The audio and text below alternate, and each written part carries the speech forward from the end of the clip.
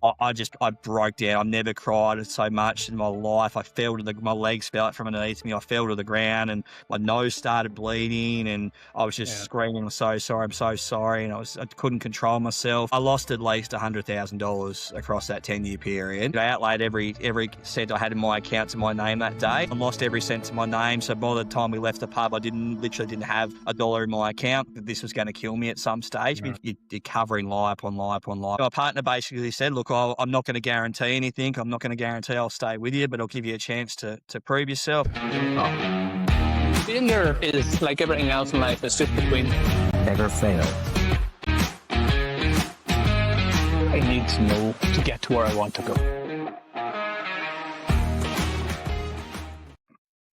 Welcome to the Feck It No More show, and thank you very much for being here. Thank you. I have followed your story now for the last couple of months, Mark, and it's one that's very close to my heart because addiction is one of them things that I have seen impacted in my family over the years. And it was one that resonated with me, not just because of what you've come through and how you've turned your life around, but also the work that you're doing now at the minute. Do you want to introduce yourself to our listeners and our viewers today? Yeah, mate. So I'm Mark Kempster, my name. I am a Tassie born and bred boy and still live here now. I'm working with the Alliance for Gambling Reform as a lived experience gambling reform advocate. The reason I do the work I do and why I have lived experiences, as you mentioned there, Glenn, I had an addiction for a decade at least of my life throughout my 20s into my early 30s, and it really affected me mentally and physically across that period of time. And really, really quick, we need your help to reach more people. We are finding the guests. People are coming on to share their story, and we need to get their message out to people who may be currently in that moment and needing to hear it. And I can't do that without you. Please hit that follow or subscribe button. The like button or the love button really helps us out. Most powerful is to leave a comment to say that you've either enjoyed the show, what you've taken away from it, what stood out for you, how it relates to your life, what you think other people would be able to get from this show. Things like that really do help us grow and make meaningful impact to other people's lives. I'll let you get back to the show. I just really like and want to give back now to people who are going through the same things as me and try and help them where I can. So whether that's using my voice to advocate for the people who can't speak for themselves and when they're going through the addictions, or using my experience to help other people, that's what I try and do now. Yeah, no, I think it's a very powerful message that you have, Mark, and I'm excited to learn more about it today in our episode. I suppose let's start at the beginning, Mark. Now, the beginning for you can be wherever you like. What's life like before Mark starts to place a bet at all? What age were you? Would have been 14, 15, I reckon, when I had my first bet at the local pub or local TAB. TAB's the gambling outlets here in Australia. So it's it was something that I never had. My family were never gamblers really in any way. Like, it was something that I think I developed through my love of sport. I absolutely love sport. I played footy, AFL footy down here in Tassie all my life. Played touch footy, basketball, cricket, whatever I get my hands on, I love them. So I think that's what probably led me to sport, and then probably the gambling around that. And also the cultural environments I was in. So I played, was a half decent footballer back when I was younger. So I was playing seniors and reserves when I was 15, 16 years old. So I was playing around men at that time. And culturally in Australia, we have a culture of gambling, obviously, across whole of Australia, but in particular in sporting clubs. I haven't been to a sporting club yet that hasn't got punters clubs or syndicates or things like that going on. So to me, it was a socially acceptable thing. It's kind of what you did. You have a beer on the weekend, have a bet after the footy. Yeah, because I was around the older boys a lot. I think that's where I just saw it as a norm, and it kind of led me from there. But I started out early on, and then it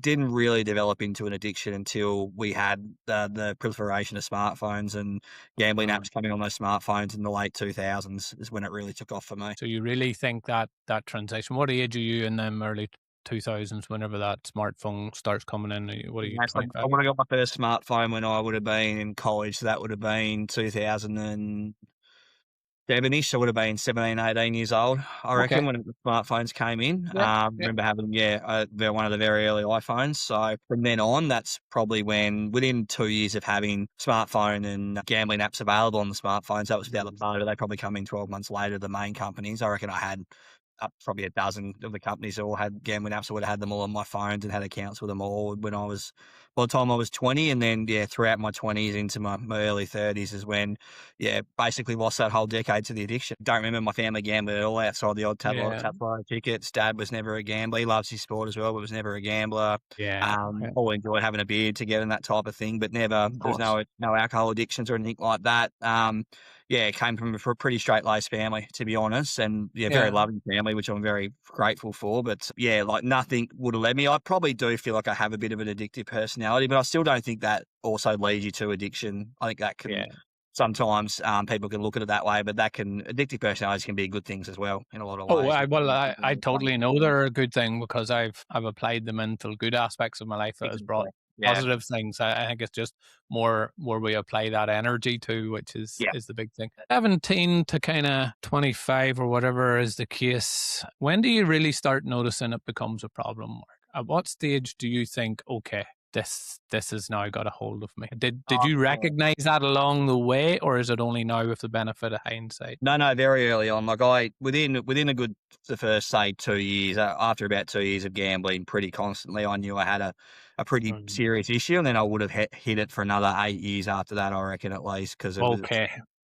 so I think, and that's probably the part that just really even it ruined my mental health more, having to hide it for that longest period of time as well. The addiction did its damage, but the effect it has on mental health, living a life for that long in your life is the other part of it, and it's mentally exhausting. You're covering lie upon lie upon lie with all these people, and you're trying to make sure your stories add up to everyone who's talking about, that type of thing. So from very early on, I knew I had an issue, but was never brave enough, I suppose, or never, not brave probably, but I felt if I ever brought up my addiction to anyone, I would lose people in my life, and they would leave me and not want to be around me. And that's something I've had a fear of for all my life from other things that have happened in my life. So, that was the reason I hid it for so long, because I just didn't want the possibility of someone goes, "You're not worthy of my time," and leaving my life, basically. Yeah.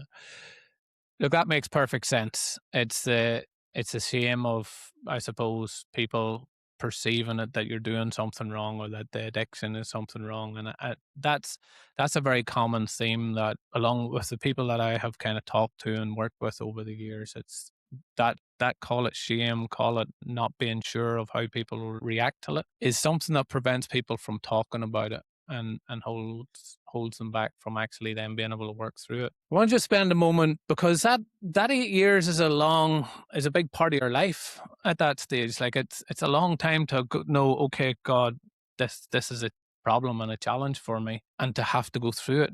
Can I ask you to go a little bit deeper into, because I'm sure there will be people listening right now at this moment who will be at that point, maybe have figured it out in the last couple of months and have went, okay, this has now got a hold of me and there's a negative impact in my life. What does that look like for you at that time? How was it negatively impacting your life at that point? Or did it kind of gradually get worse, if that makes sense? It turned me from for that, especially from when I was 22 through to I was about 32 is when it really, really got a hold of me. So that period of time, I went from, like I said, playing footy, loving sport, gave up on my footy and my sport because I just wanted to gamble on weekends and all other times. So it affected me physically. So I put on, I think I put on nearly 40 kilos in those years. So I went from about mid 80s to mid 120s by the end of my addiction.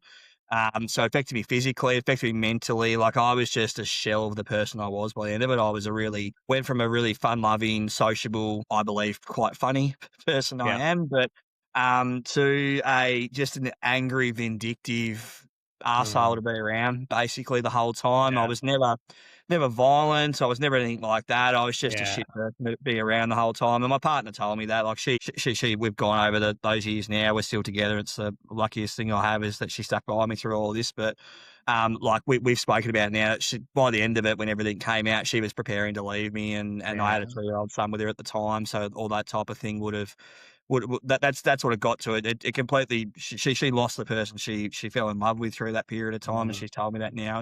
I didn't want it. We were two different people basically by the end of it, and I didn't know who the Yeah. person we were anymore. So all that type of thing, and the relationships it affected in my life as well. Like there's a lot of people who just don't want to deal with me, and they still probably don't want to deal with me these days because they don't trust that I've turned into a better person. Yeah. That's my own doing. That I can't change their prerogative, Of but I course. know. And I probably don't blame him either because I was a shit person to be around for such a long time that they've got Yeah. everything to want anything to do with me anymore. So all those factors, when they're all on top of them together, it creates this horrible, horrible life you live for such a long time, and it takes Yeah. a lot of time to get over it as well. Mark, can I ask, were you gambling whenever you and your wife first met or your partner first got together? Yeah, I would like sociably, it was something. Socially, it Yeah, wouldn't have been it No, wouldn't have been a problem. never a problem. We got together. We've been together for 15 years. So, I was always a gambler. Like I always enjoyed to have a gamble. Like I Of loved to go to course. the Hobart Cup down here and things like that. I enjoy those days and enjoy days at the pub where have a bet. But it was something I still felt I controlled until a period of time. And then, but she's been with me the whole time my addiction went. So she saw me from the start of when gambling really started to really take off with me. And then she saw me decline through that whole period of time to the point where, it's a shell of a person I was. Mark, first and foremost, you said it, like you're lucky that you still were able to come through that with the relationship intact, because I know a lot of people that haven't come through it intact in all different types of addiction. But I know a couple through the gambling as well that didn't make it. They decided they had to go their own way. So I'm glad that she was able to be there for you and able to be part of. It sounds like was part of the reason why you eventually put so much work into getting it under control. Can I ask, what was the biggest impact on the relationship at that stage?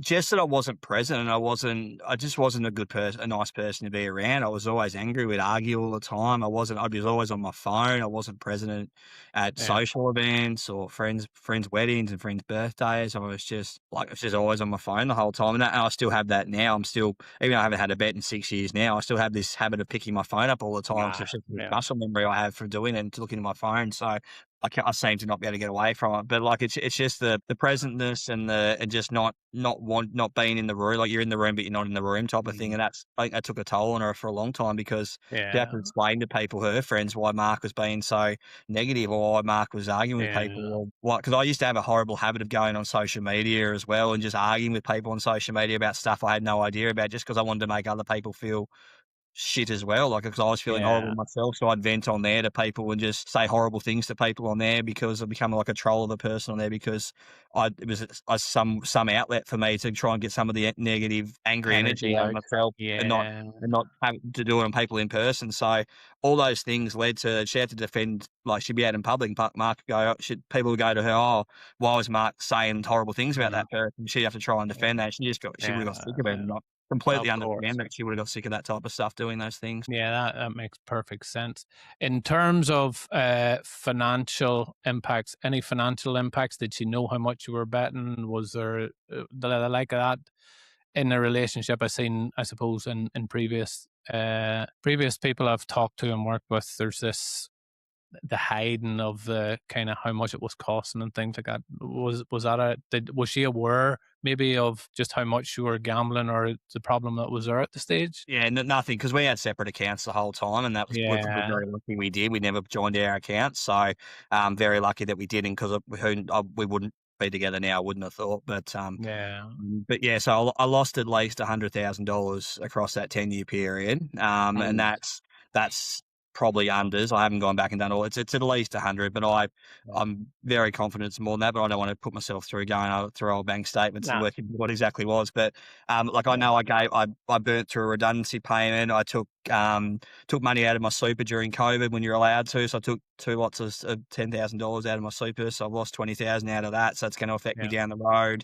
Like all these little things that add up across time, and I would have been betting $500 to $1,000 every week basically as well out of my pay. Like I kind of hit it because I would always, and this stupid gambler's logic, I would always get things out of the way that need to be paid that wouldn't lead to anyone asking questions. So things like the Yeah. rent and growth, like having petrol Big money and that ticket type of items. stuff, Yeah. and make sure people wasn't too obvious what I was doing. But then anything else I had left in my account, I stupidly saw that as my own money, and I could do what I want with it. And I used to justify it by like, oh, people spend stupid amounts on going to the gym or going out with Yeah. friends and things like that. So this is just what I do to relax, basically. And that was my thought pattern for a lot of it, unfortunately. So yeah, financially, it's affected me quite significantly during that period, but it's also down the road with the money that's lost out of my super. It's going to affect me down the road as well, which I'm trying to make up now, obviously, as well. Of course, you're playing catch up on that.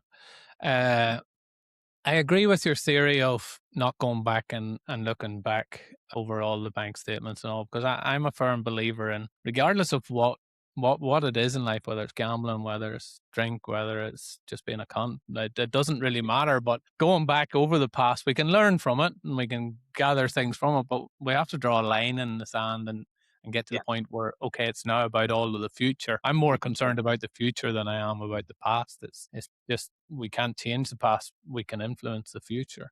Yeah. It sounds like even though you were able to get to the point where you were like, okay, I still need to pay all the bills. So I have spoke to people who were even at the point where the gambling came before the bills, but it sounds like you were able to at least get in that, which is good. It's probably not left you in as big a hole as you could have been in as a result of that. What was the moment where you were like, "Feck it, I can't do anymore"? Was it was it a moment? Was it a period? Was it what it looked like for you? It's different for everybody. Sometimes it builds up over months and years. Other people, it's one moment. What did it look like for you? So yeah, my moment, it wasn't by choice. My moment, I can. It was one day that everything happened and everything came out with what was my last 10 years have been like, and that was the catalyst for me to change. So it was grand final day in the AFL in 2020. So during COVID time, the footy was delayed that year, so the grand final was later in the year. So it ended up falling on the Cox Plate day as well that year. So we had Cox Plate during the day and footy that night. And being in Tassie, because we're in Ireland, we got to pretty much block off the whole island during COVID. So we didn't have as many restrictions as everybody else, which was really cool. So we still managed to be able to go to the pub in small groups and things like that, which was good. So had planned for a few weeks that we are going to go to the pub with my mates that day and watch the Cox Plate and then head up to my other friend's house who's just around the corner from me here. I live now at night time and watch the footy at his place at night because it was a night grand final that year. Ended up going to the pub that day and I had it in my head that day I was going to have a big day on the punt. So I was going to try and I didn't have a lot. I had a bit of money left, but not a lot of money left. And I generally thought that I had a feeling that day I was going to win a lot of money. So I was going to go really hard that day. It was something I never really did. Like my gambling wasn't big bets. It was it was a cumulative total of having lots of 20 and 30 and 40 and $50 bets across a 7 or 8 hour period of a day, which was what really hurt me. But this day I vividly remember I was going to plan on having I'm going to have big $200, $300, $400 bets today and really try and hit it hard. So I think I outlaid every cent I had in my account to my name that day. And thinking, again, your gambler's logic goes, oh, by 2 o'clock I would have won these 4 bets I've got now, so I'm going to have this much money. And you're already accounting for the money you don't have moving forward. So I got to the pub and had all these bets laid out. Mates, I got there about an hour before everybody else and made sure I had enough time to get all my bets on without before everyone got there and they saw how much I was putting on. And then, sat there for 6 hours while the Cox Plate was on, lost every cent to my name. So by the time we left the pub, I literally didn't have $1 in my account. And when we left, and then had to go to my friend's house to watch the footy and managed to get a mate to buy me a bottle of scotch and told him to pay him back, as I normally wouldn't lie to people about that. And then, which I always did pay people back, but I just lied at the time. I had no money and went to a mate's place. And then it was just it was the first day I generally felt like that this was going to kill me at some stage because not the gambling can kill you, but just the effect and the mental effect that it has on you and how broken I felt that night. It was the first time I generally felt like this is going to be my life. Like this is going to kill me at some stage. Life sucks. And I'd always still used to justify it. Like I'm going to And for the last 12 to 18 months of my addiction, I tried to stop. So I try to use the gambling apps, take a break functions every second weekend. Like I'd have a bad weekend and I go, no, I'm going to block myself for 2 weeks. That'll be enough to get over this. And I would not bet for 2 weeks, and then they'd let me back onto these accounts and I'd start betting again straight away because it sends you all these inducements to bet. So I Yeah. generally tried to stop in that period of time. So by this time on that night, I was just broken and went to my friend's house, and I drank that bottle of scotch within an hour and a half or 2 hours of being there, basically, and just wrote myself off drunk that night, and was passed out by halftime in the footy, and got sent home in a taxi. Because my mates just thought I was just gone too hard and passed Another out. bad night. Yeah. Too soft, you can't drink, basically, type of thing. So, so I got sent home in a taxi, and then by this time, as I said, my partner, she'd had enough of me. Like for the 12 months previously, she was just kind of zoned out in our relationship, but she was always thinking, down the road, this is going to end soon, basically, with it. Put me into bed in my drunken mess I was that night, and then she just needed to know what had happened, basically, and wrong? what was wrong, and why I'd turned into this person I'd turned into, why I'd put on all this weight, why I'd become such a dickhead to be around and a horrible person to be around. So she had a look at my phone. She went through whether I was having an affair or I was cheating or whatever it was. I was taking drugs, whatever. She didn't know what it was, but then she finally had a look at my bank account, which she never had before, and then she saw all the transactions for that day, and she went back through 12 months worth of transactions and saw it all, and I probably would have lost 30 grand that year, I reckon.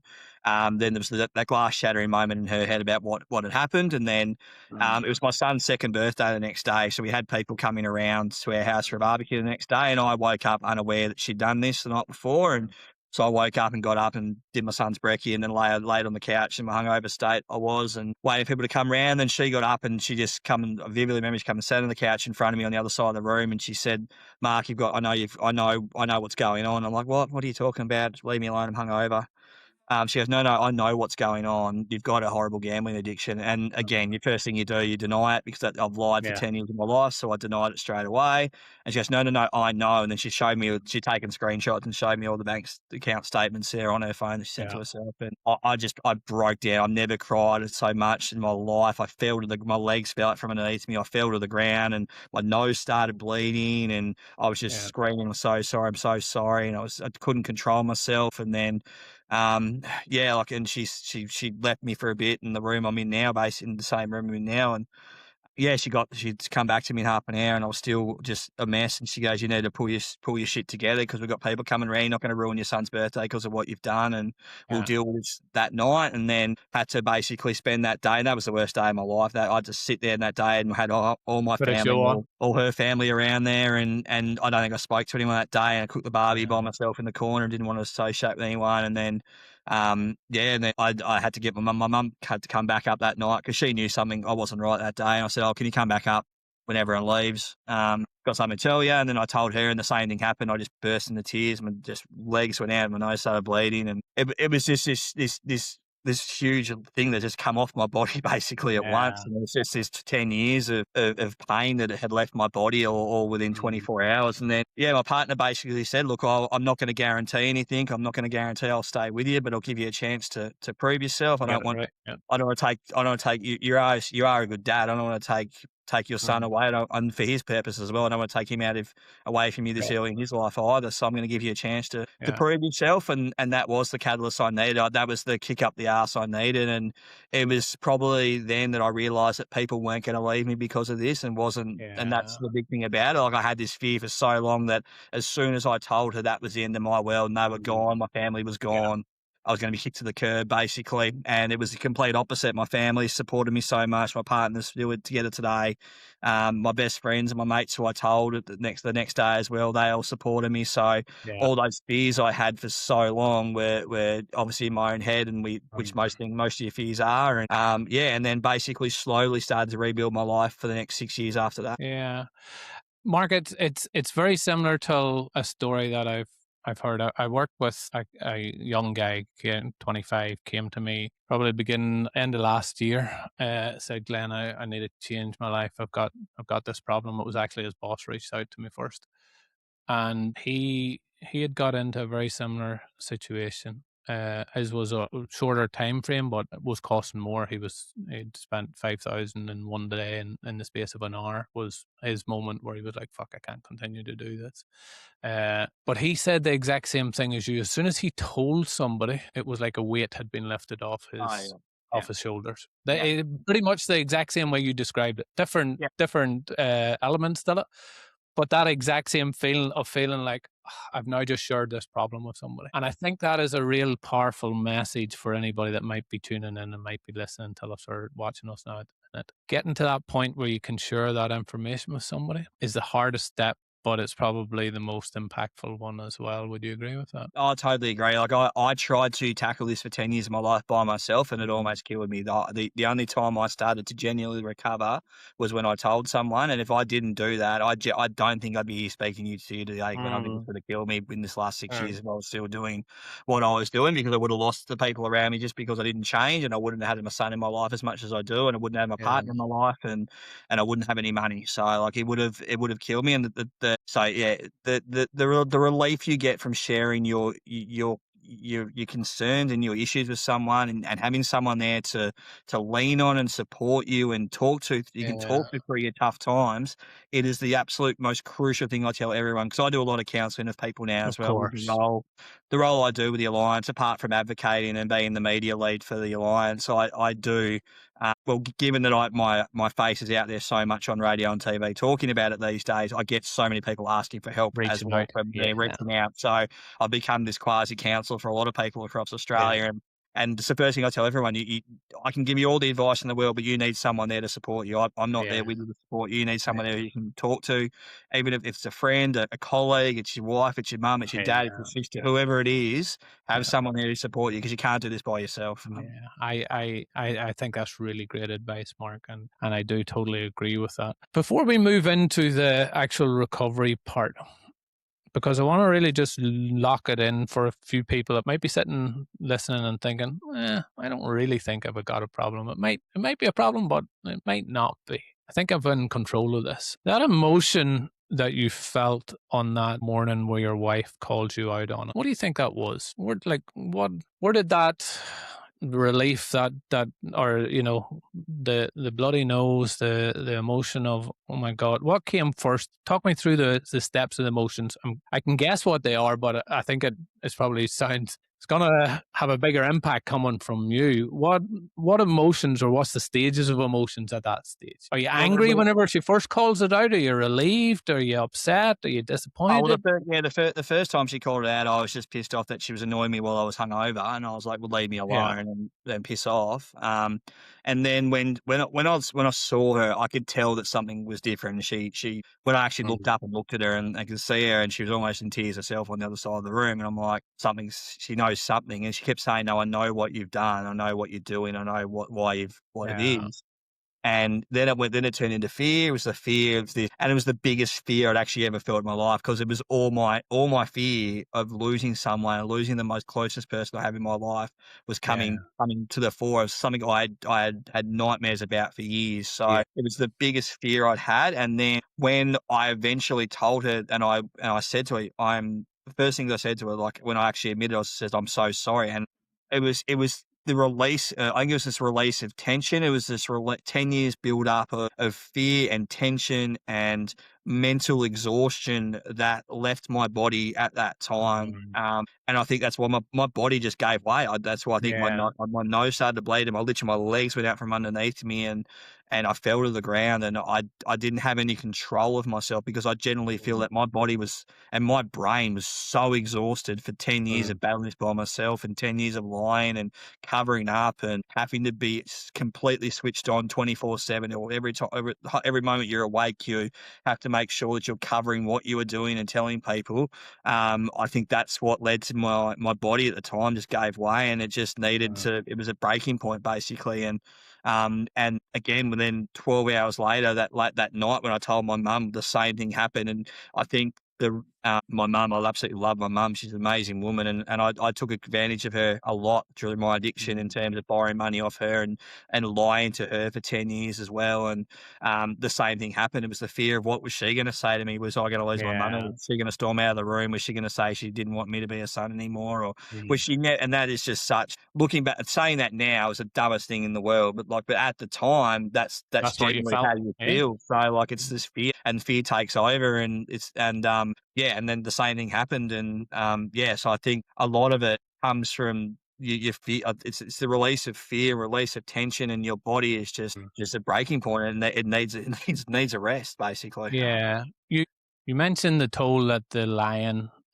take hiding it, the energy that it takes for hiding this from other people. And again, that's something that I've heard prior to this as well. Do you think at the time while you were going through it, you were aware of how much energy that was using, how much kind of, and I'm guessing it's negative. I look at energy as either positive or negative. There's very few in betweens. And I think if I'm having to lie and I'm having to hide things, I'm having things, that's a negative energy that I'm allowing into the body or allowing to circulate in the body versus something, more positive that for my body and my mind. Were you aware, do you think, in that period how much energy that was taken before that point? It sounds like very much now you're spot on aware of that, but at the time, do you think were you mindful of that? No, I don't think I think I don't know. I think I built up this own persona in my head of the person I was for such a long time. I'd started to Mm. believe it and started to not to feel like the feelings I had were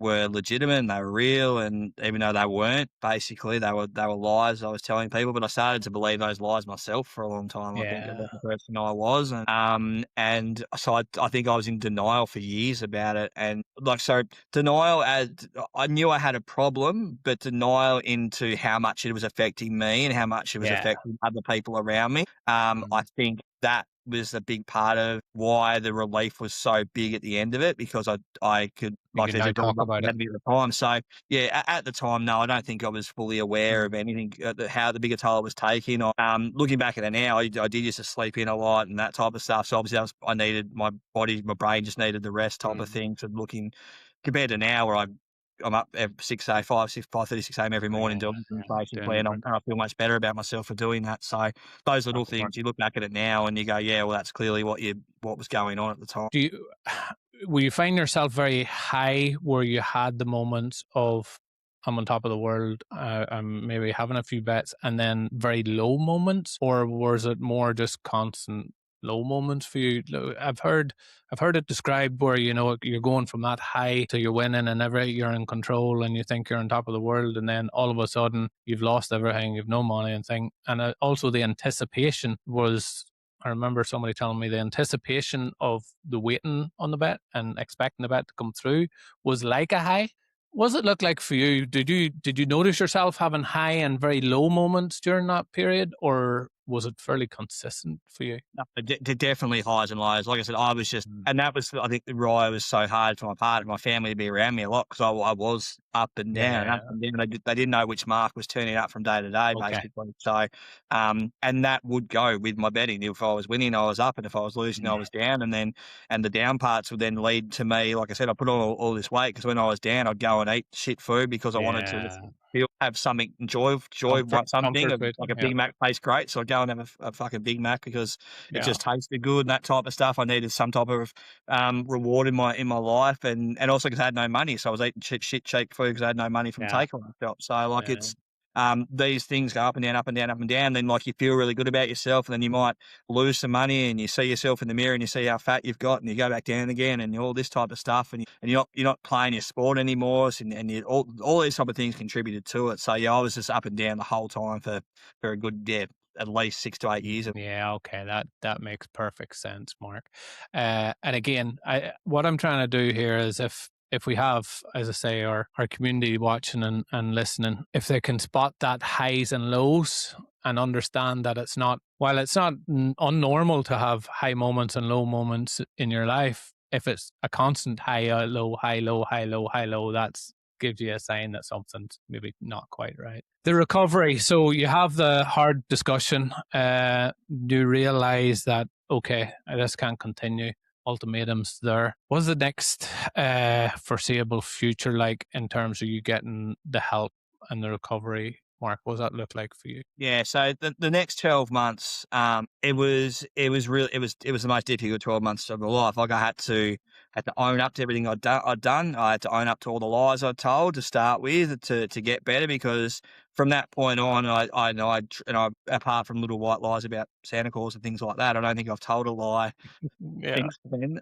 So like I told myself that day, whenever, or there's a couple of days after everything happened, that I can't, if I'm gonna do this, I need to do it properly. I cannot, I'm not gonna lie to it anymore. I'm gonna be open and honest about everything I go through, and I still do that to this day. I've really put that in yeah, the front of my mind to let people know how I feel and how honest and open I am about things. And so then yeah, went to we called Gamblers Anonymous that night, and they were yeah, fantastic, and they just gave me some ideas of what I could do, yeah, and and things I could put in place to help me. So, went and self-excluded myself from all the gambling apps in Australia, which is was a fucking horrible process at the time. It's a little bit better now, but not much better. So I went and did all those type of things. A big thing I did with the advice from Gamblers Anonymous was to pass my finances over to my partner as well, because I find with a lot of people have told me this as well. It's with a gambling addiction.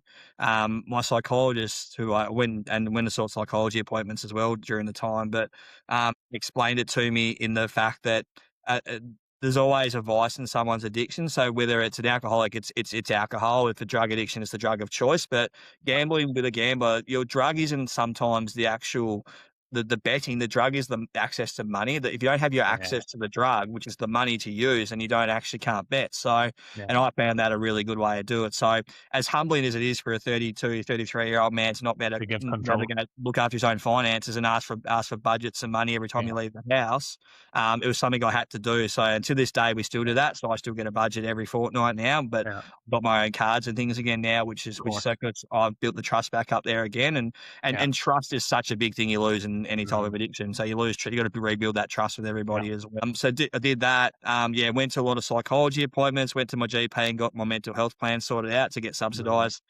psychology appointments. Which again, if you are struggling with this and you listen to this, you can go and get mental health plans to help you with the cost of Yeah. things, and that's a really good idea. And go and speak to your GP about those, because you get 12 per year, I think, subsidised, which That's a really is great, really great helpful. idea. Yep. Really good idea. So, but really, really worked on a lot of mindfulness stuff with my psychologist and psychiatrist, Mhm. and breathing mechanisms and things on those lines for times we feeling the urge to start In betting the air. again. Yeah. I would do a lot of breathing exercises to bring myself back to the present and things like Mhm. that, and that's really helped me. The other thing which was really big for me, and my psychiatrist was fantastic with this. He said to me that gambling has been your reward for 10 years of your life, and that has been Yeah. your go-to. So you actually can't just give it up and not replace it with anything. You Yeah. need to replace it with something. Get another Um, reward. yeah, another reward, and something that's going to mean something to you. Mhm. So again, like I came from a background of being a very sporty, fairly fit Yeah. young man, and turned into this slob of a person it turned me into. I wanted to get fit again. So, Mhm. and he said, and also to tackle your urges, an urge lasts for 15 to 20 minutes in your body by all research that's shown. So you Yeah. need to do something when you're feeling the urge. So, Or 15 um, minutes. Yeah. for the first 12 to 18 months of my recovery, every time I felt the urge to bet, I would go for a run, or it's Mhm. a walk to start with, because I was horribly Yeah. overweight. So go for a good walk to start with, and then that turned into a jog, which turned into a run, Yeah. which again I do to this day. I do 35Ks running every week now, because I just love it, because it's been such a good Brilliant. mental health release thing for me to go and do that. Mhm. So yeah, and that's something that really, really helped with the urge. And within 12 months, I didn't really have the urge to bet anymore. And every time I Yeah. had a bit of stress in my life, I had a thing in the back of my head not to bet. It was to go for a run or go for a walk with the dog or take my son out to the park or something. So Yeah. that was something I put in place as well, which was fantastic. Look, the a lot of those things definitely are good tools, and I suppose I relate to them. I've done a lot of NLP work, neuro linguish programming, which Yeah. the psychiatrist would have went through, and you're really just anchoring that feeling, that urge to go bet with something that you're getting that reward from, which is Yeah. let's go run and get the same endorphins. So great, and from somebody that does running, I highly recommend it to anybody for getting It's over good. a lot of things. It is a good release, and there's something about the mind body connection from just even movement, even walking. I think people get the exact same feeling from. You just have to walk a little bit longer. The trigger moment as well. Did you do any work on spotting what came before the trigger and trying to realize, okay, because a lot of times it'll be, whenever we're going to do certain activities, for me, I know at certain times, if I sit on the couch at a certain time in a certain spot, I will want to eat junk food. It's just there. If I'm somewhere else and I'm sitting somewhere else, it doesn't really happen.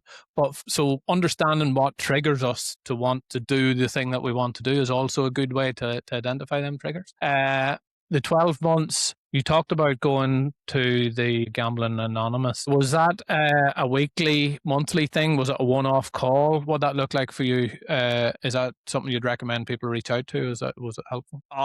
They do fantastic work. It wasn't for me in the end. Like I did one phone call to start with, and that set me up really well. And then I did go to one GA meeting, but I'm not someone who likes probably structured routine, and I'll work that out pretty quickly. And I didn't really feel the need, but I know that it has helped a lot of people as well, though. Right. So it is a really good program if you feel you need that structure if behind you. If you're someone like that, I'm just not that type of person. So I developed my own program of what I wanted to do with my psychiatrist at the time, and with some help with some other people around me. So and that was the running and getting out and getting exercising and taking myself away from social environments where the gambling was for the first 12 months.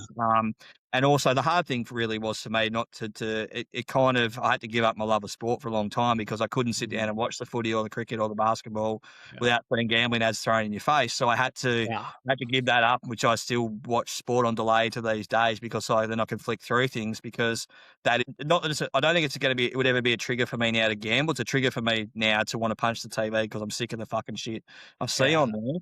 But back then it definitely would have possibly put the thought in my head that, that multi looks good or that bet looks good. I might go and look at that type of thing. I had to put those things in place, which, it sucks that you have to make those choices around sport especially. But, there's definitely those other mechanisms I did, which did give me some structure, but just not the same structure as a 12-step GA program.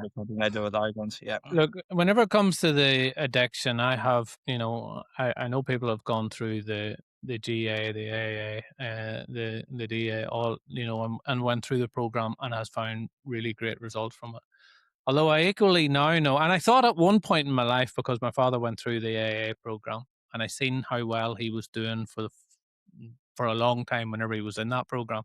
And whenever he kind of stopped, things went downhill, and after about 17 years, he went back on the drink again. So I suppose my bias at that point was, well, AA was the thing that was keeping him off. But knowing now what I know about the mind and being able to replace it with other behaviors and other support networks, and you went to a counselor, but there's certainly, or you went to a psychiatrist, but there's certainly counselors and other people that can equally give you as good a tools and equally as good a support. So for me, it doesn't really matter which program or which method you use. It's about the end result, which is creating the life that you're looking for at the end of the day.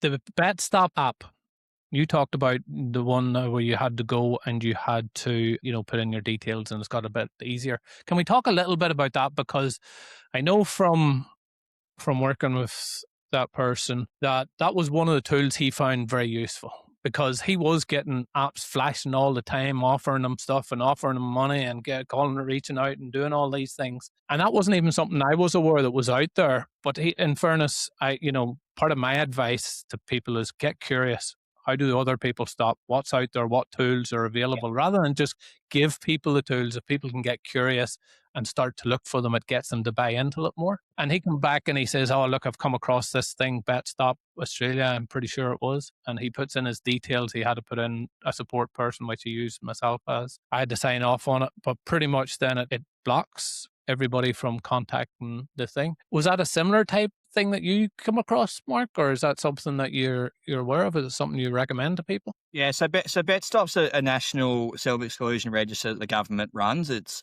haven't got a lot of great things to say about the way the government deal with gambling in this country, but BetStop is one good thing they have done, and it does work well to an extent. So I'm definitely on it. So before BetStop was around, given the way gambling is set up in our country, before BetStop, you had to go to each state and put a self-exclusion form in every jurisdiction around the country, which is just impossible because a lot Yeah. of people don't understand. A lot of people went and put like the one, say they put one in the Northern Territory where most of the gambling companies are.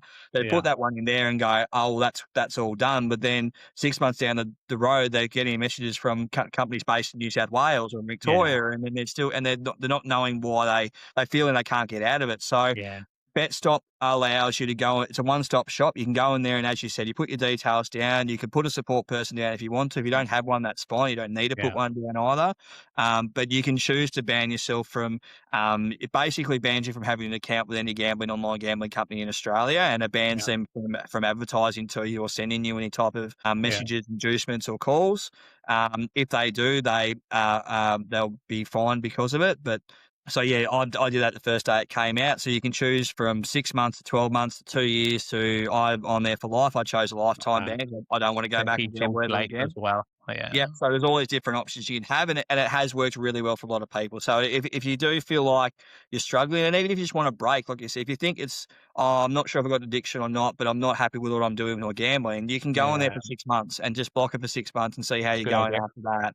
So you don't, like, I knew I needed to stop. I don't ever Yeah. want to gamble again, so I was happy to do that. But yeah, you don't need to make a life-changing decision at the time as well Yeah. if you don't want to do that. So it's a really, really good thing.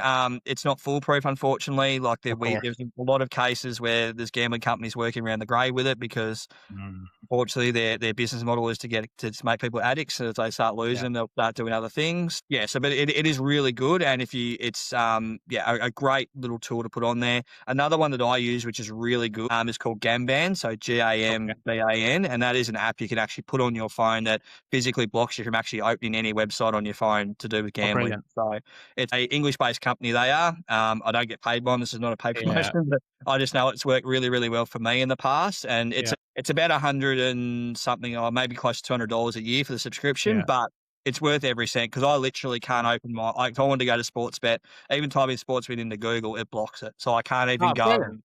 and go on Yeah. there and look at any gambling things on there. So it's really, really good for that type of thing. So again, if you are struggling and you think that you might have the urge to go and look at gambling things, put it on your phone. It takes all that type of thing out of it, and you can Yeah. use it on multiple devices once you've got an account as well. So you can put it on your Yeah. iPad and your laptop and Of places like that. course. as well. Yeah. Everything that is thing.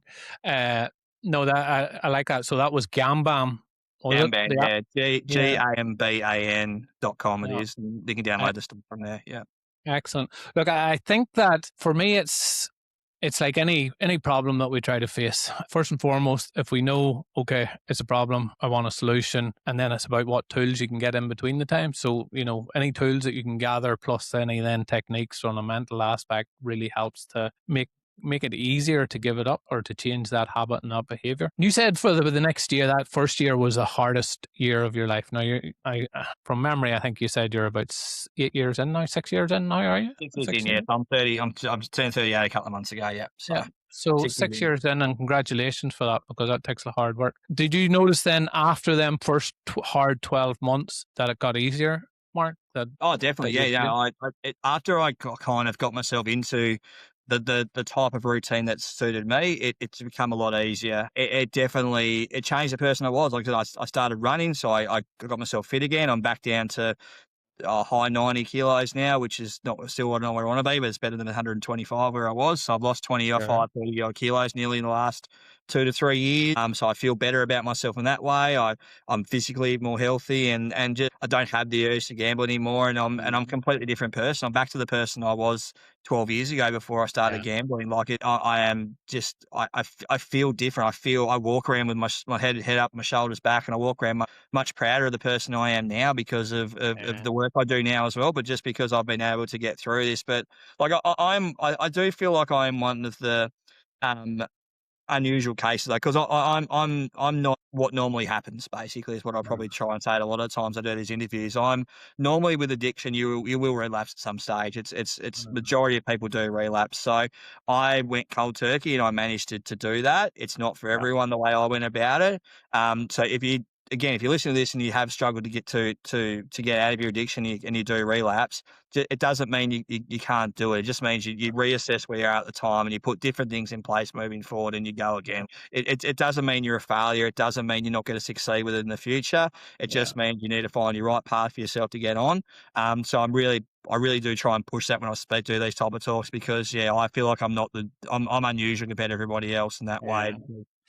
It just takes a lot of time for some people to get through. Look, I do think that's important to highlight that, because I know that, and Enoch's been on the show before, so I'm sure he doesn't mind me saying, we had worked together for about 6 or 8 weeks. We was making good progress. He had a lapse, and he went AWOL for 2 months where I couldn't get a hold of him. And again, he talked about in his episode about the shame and the feeling like he'd let himself down. I try to explain to people that it's like learning to walk. We make mistakes.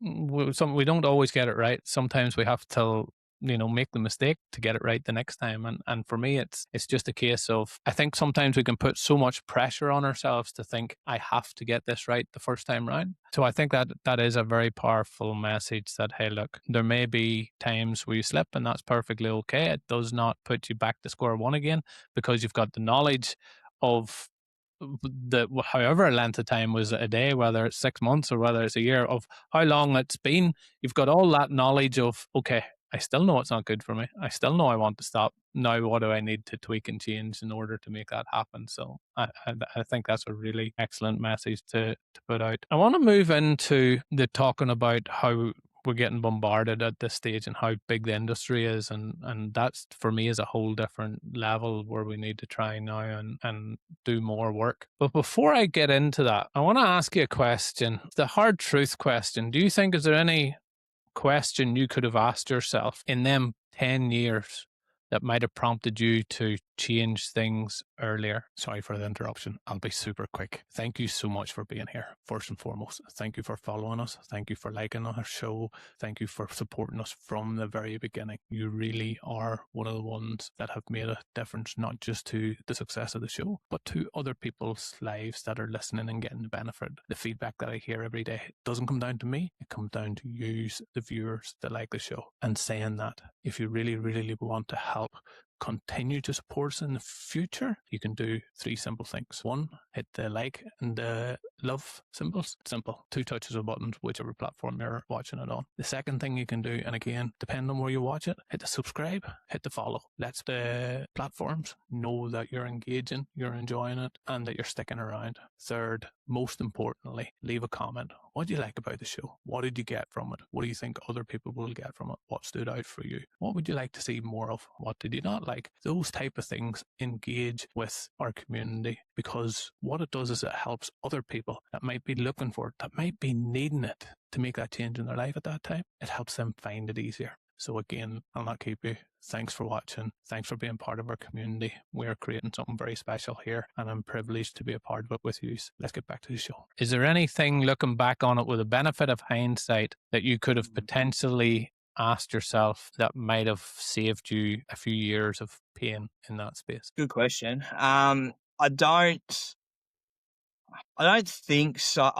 If I went back to the middle, I'd probably just really try and push myself more about are my fears legitimate fears I was having about the fear of losing people and the fear of what would happen if I told people. Understanding that and getting myself to ask myself more questions about, okay, is there a way I can approach this that's not going to do that? Or is there a better way I can try and get help with this? Little things like that. I don't think there's ever one main question I would have asked, but little things like that, and just trying maybe to softly work out, okay, if I did slowly kind of get some ideas of what the person was thinking about me and gambling at the time, how that would go and things like that, instead of just putting it all in here and just believing what was in my head was truth and was a real thing, and then hiding it all away for such a long time, which is what was killing me. So, probably not one question in particular, but little things like that. I would have definitely pushed myself more in my own head to go and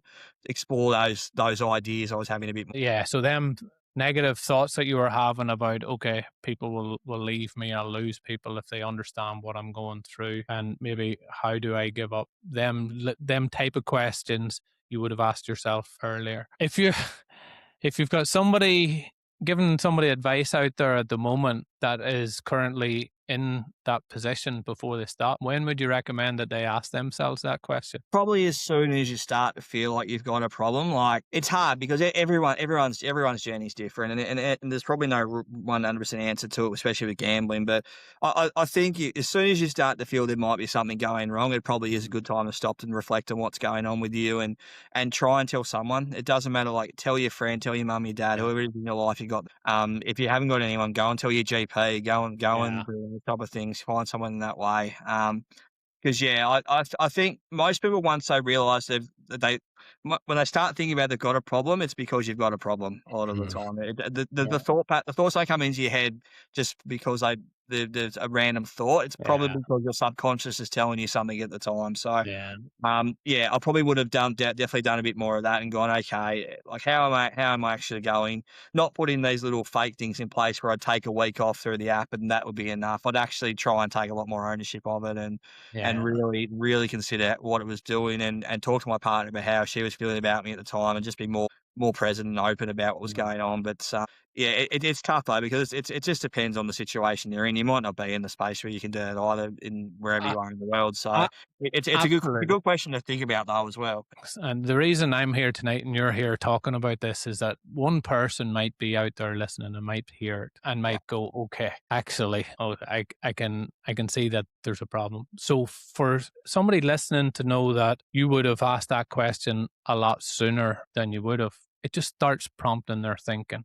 Yeah. Whether or not they take it or whether they don't, they can't say they didn't know to think about it. So that's where I think it's important that we talk about that aspect of things, because hypothetically, and this is completely hypothetically, but if you had have maybe asked yourself or been more open, or maybe your wife found out 8 years earlier, how would that 8 years have impacted your life, do you think? How would it have been potentially different? I've thought about that a lot. I don't know. Like, I don't know how much it would have changed if I got caught earlier on, because I was a stupid ego driven, I suppose, person. Like, I never liked to admit I was wrong back when I was in my early 20s. So if I got called out, nobody does.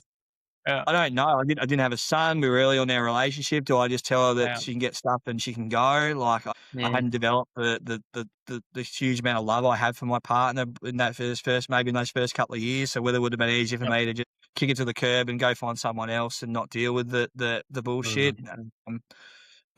Who knows? Like, I do think about it a lot, but I'm like, well, my journey has also led me to the person I am now, and I again, I don't talk myself up. I think I'm a really, really good person. I'm a good partner. I'm a good dad. I'm a good advocate for people in this world now. And I wouldn't be this person now if I didn't go through the shit I went through for the last 10 years either. So everybody has a journey. I'm not a spiritual person or I'm not a religious person at all, but I think everyone is on a journey, and you do find out where you're going to get to at some stage. So I don't look back and change things in the past a lot because about what would do that, because you can't change the past. So there's no point looking back on it sometimes. But I do think I could have gone a completely different way. I could have got called out at the time, and I could have been doing something completely different now. I could have had a lot more money and a bigger house, and we could have been in a relationship for a long period of time, or we could have ended up blowing up as well, and I wasn't gambling. Who knows? Like, this is the thing. So, there's always different paths you go down, but I'm here. I'm doing this now because I think this is what my journey has led me to where I am now, and I wouldn't change it as hard as it's been, unfortunately. Look, I understand that the journey we have makes us.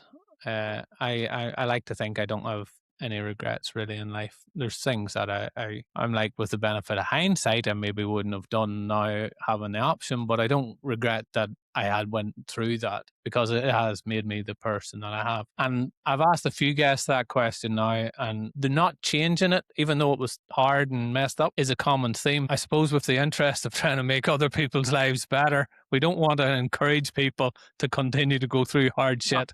Just because it makes their life maybe better in the end. I think whether you go through hard shit for a year or whether you go through it for 30 years, you've got the opportunity to become a better person at the end of it. If you can avoid hardship, fucking avoid it. Don't go and do it. Yeah.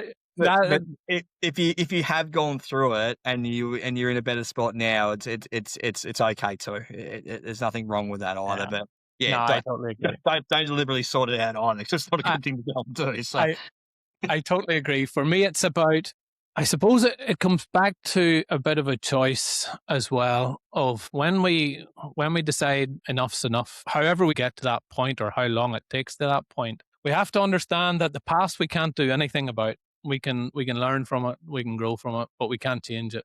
And then it's very much about who do I want to become in the future. And I think that's, for me, the most important thing. Once you kind of realize that you can choose who you want to become, it makes a big difference in your life as well. So it does. So moving into what you're doing now at this stage, Mark, and again, I think this is probably one of the biggest challenge we have as a society. But tell us about the work that you do with the Alliance for Gambling. Yep. So, probably about 2 years into my recovery, I was happy with where I was in my recovery. I'd started to get fitter, rebuild a lot of relationships around me, my personal ones that I needed to rebuild, the ones I wanted to rebuild. I started to get all those back onto track and build a lot more trust back up with my partner about the person I was. I was loving watching my son grow up, but I still felt I still had something there I needed to do. Something wasn't right about what was going on with me. I needed a bit more purpose to what I was doing. And I used to sit there and watch the footy back then when I started to watch footy again that wasn't on delay. I'd sit there and watch just watch the foot and just see all this amount of gambling fucking shit we have to put up with watching the sport. And it would make me really, really angry when I was watching it. And so I was trying to work out how I could channel that in a better way than just getting angry and turning the TV off. I looked at went to work one day and probably when I was supposed to be working, I was looking at other things and I was looking at how can we do something about gambling in Australia? And the Alliance for Gambling Reform's website popped up and I saw they had all this like a lived experience advocate program they run, which we do run. It's fantastic, and I thought, that's a really good idea. I might put my name down for that and see what all that's about. And then I reckon I wrote a nice long email, and I had done one story previous to that with the local newspaper down here, so that the Tasmanian, the Mercury, and so I had I sent them that story as well, where I went and told people about what I was going through, and because I wanted to do something to try and help people, and talked about my addiction in that story. So I sent that to them as well. And then, that's basically led to now. Tim Costello called me the next day, which was crazy because I've seen him on TV all the time and he's one of Australia's national treasures, that bloke. And he called me and he said, "Oh, Mark, it's Tim Costello. I just wanted to thank you for coming on board and helping the Alliance." Like, "Oh, yeah, thank you. That's great." And then, but it's led to me in the last 3 years now with the Alliance to become a lived experience reform advocate for the Alliance of Gambling Reform. So my role now is basically advocating for change. I do the majority of their media for them because we get a lot of requests from media all the time, whether it's newspapers, TVs, radios, podcasts, social media stuff, anything like that. We get requests. They always want to speak to people who live the experience. So I do all those type requests for the Alliance now. I also work really, really closely with Tim and our CEO, Martin Thomas, and other people at the Alliance in terms of lobbying for change at government and local government and state government levels in terms of trying to change the gambling laws in Australia and make it. I don't want gambling banned, and we're not an organisation that is advocating to ban gambling across Australia. It has a place in Australia where it's culturally ingrained in us, unfortunately, with gambling, but it is there and people do enjoy it. And just because I haven't been able to control my gambling doesn't mean other people can't. I don't want to take that away from them. So it's not about that. It's what we advocate for is to make it safe for people to actually enjoy, to go and have a partner, not fall into the traps of addiction, and not have an industry similar to tobacco, the way the tobacco industry preyed on people in the 60s and the 70s. It's exactly the same thing the gambling companies are doing now. They're trying to turn a generation into addicts and basically make people think that sport and gambling goes hand in hand. And if you're not doing both, then you're not going to enjoy it as much. With all the things we're doing, as we all see. So we advocate for change in all those spaces, and the third thing that probably comes out of my work with the Alliance is, as I mentioned, because I do so much media, it's led me to be this counsellor person to help a lot of other addicts around Australia get out of their addiction, and also help people find the right path to tell their story as well. So whether they come to me and go, "Mark, I've seen you do a story, I'd really like to do a story as well," and we can set them up with people to go and tell their story, and also help them with other things around the battles of coming out of addiction, whether that's counselling or help with financial thing, like anything like that, any type of advice they need, we can offer that support for people. Yeah, no, that it's a really great message. I was looking through the website a short time ago, and the figures kind of blew my mind. I wrote down nearly 96 billion a year is spent on gambling. It's a lot in Australia. That's only Out of that national. 96 billion turned over, there's 32 billion lost every year to gambling in Australia, and that figures from 2022. So that's probably closer to 40 billion over the last. Now we've gone forward the money. Yep. So, some of the statistics are just insane. The other one that really stood out for me: 79% of Australians support a ban on the advertising or the way we advertise. Now, I've just signed the petition too, and I highly recommend anybody that's watching this to hop on the website. I'll leave a link in the show notes as well, so they can get on there fairly easy and hit that, because I do think it has a huge. We talk about the financial figures, but we also, we've just spent a good bit of time talking about the personal toll it takes on people as well. And I think it's more than just the numbers.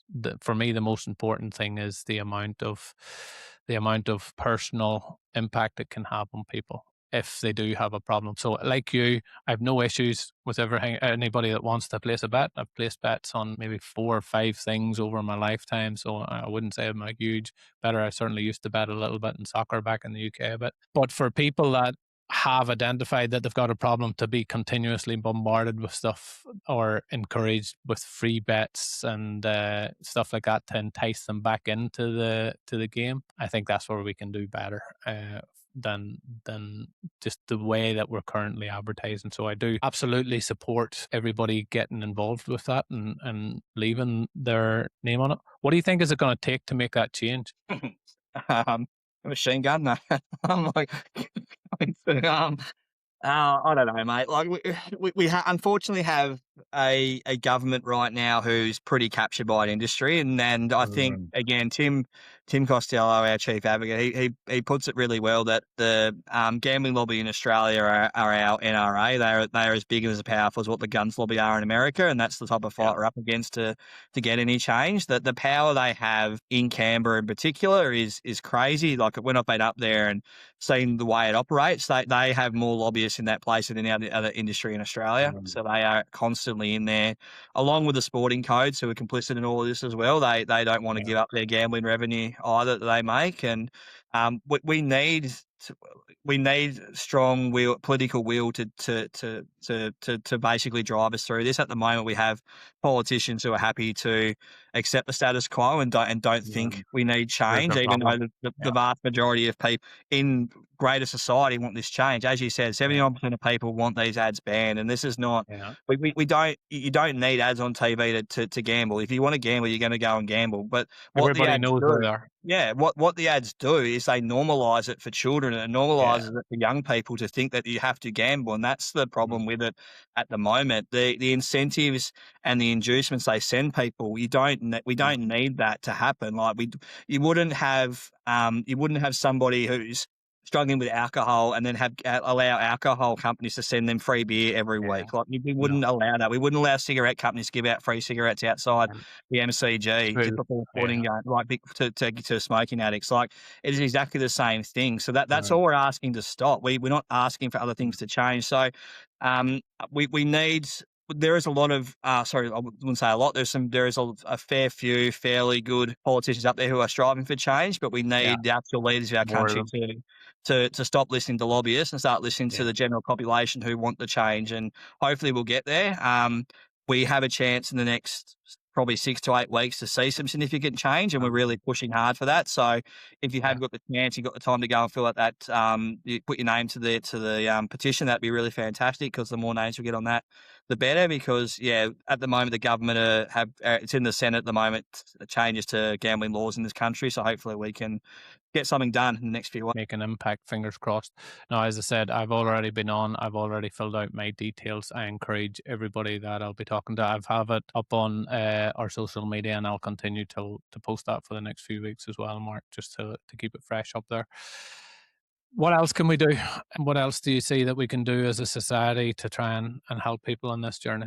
Just to understand, and I think there's still a huge stigma around gambling addiction in Australia. I think that's a lot of the problems other people have sometimes in actually speaking up about gambling addiction is that they think they're going to be judged and stigmatized and Yeah, ostracized because people don't believe that gambling addiction is a real addiction. They don't see it as the same as drugs and alcohol, and that's like yeah, so as part of my role, I do a lot of speaking and a lot of talks and. I'm based here in Tassie, so in April this year, I did a tour around Tassie for a week with Anglicare down here, who are a community organisation who do really great work. So me and my friend, who's the breakfast host down here, we went around the state and we did gambling harm awareness talks for the week in 4 different parts of Tasmania. brilliant. And what really made me think it's still about the stigma of gambling is that they hold the similar events for alcohol and drugs throughout the year as well and do the same. And the person who was running it come to me at the end of it. She goes, "Oh, I'm so sorry, Mark. We only got like 40 people to each session. We did it, and Um, like when we do the drugs and alcohol sessions, we get 200 people turn up to these things." And I'm like, yeah, "But that's." And this is what still it puts it in my head all the time that there is still this huge stigma around gambling. People still don't even want to turn up to a yeah, one night anonymous meeting. Sometimes you can come listen to me talk about gambling because of the stick of asking your friend or your family to come with you to one of these things. It's just yeah, not still as acceptable.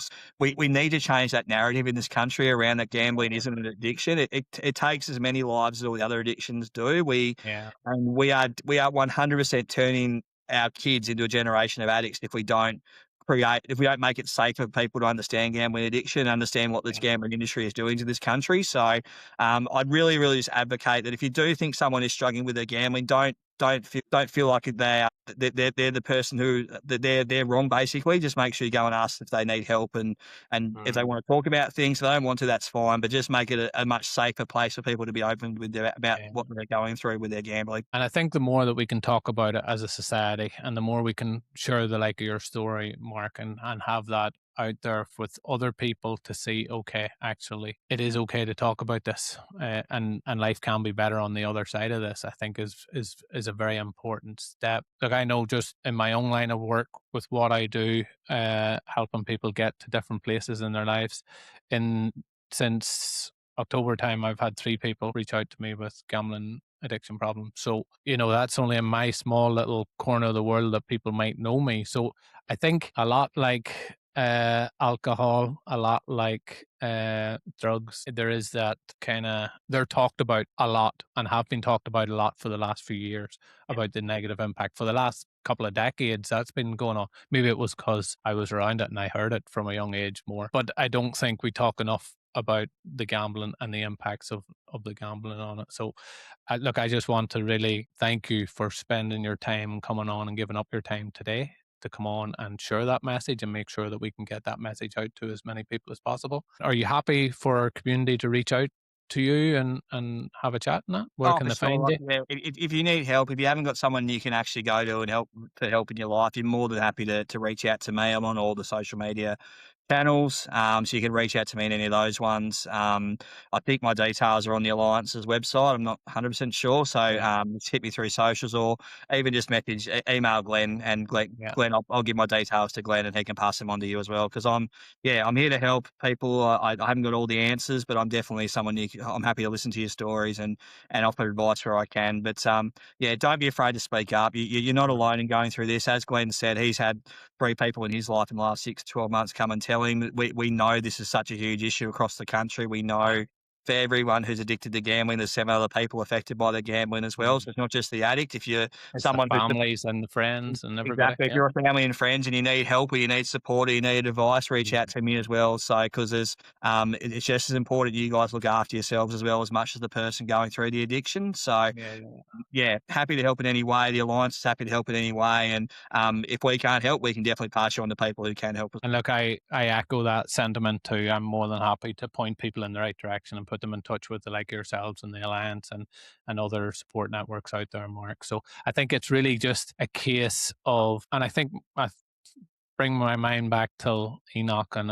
he was one of the first actual podcasts. I think he might have been the third one or that we done. And people can go back and watch his too. But I remember the one thing that stood out for me with Enoch's was that point where he said, I have a problem, was where he felt that weight had been lifted off his shoulder. So I think just sometimes saying, hey, look, I need help is probably a really good step for people that might be listening to it.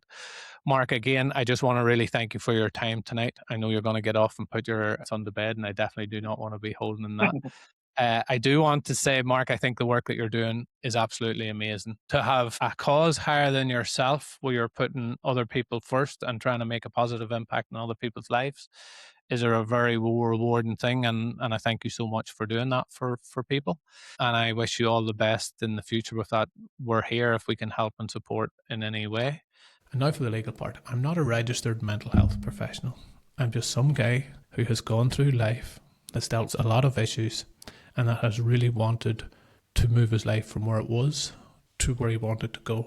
And along that journey, with my own personal development, with my own growth, I've done a lot of research and studying into what it takes to get us to a better place, what it took to get me to a better place. I've also done a certificate in results coaching that qualifies me to coach other people in terms of improving their lives. But I want to stress, regardless of whether you go to a mental health professional or whether you go and talk to a friend down the road or whether you reach out to the Feck It No More team, the onus is definitely on you to help improve your life. And I want to thank you for showing up today, for listening, for getting involved. That shows that you care about your growth and your development and getting you to a better place. And I really appreciate the time that you have taken to reach out. So until the next time, I'll be waiting. I'll be available to help, support, as I know majority of our community will be too. And I thank you from the bottom of my heart for you showing up.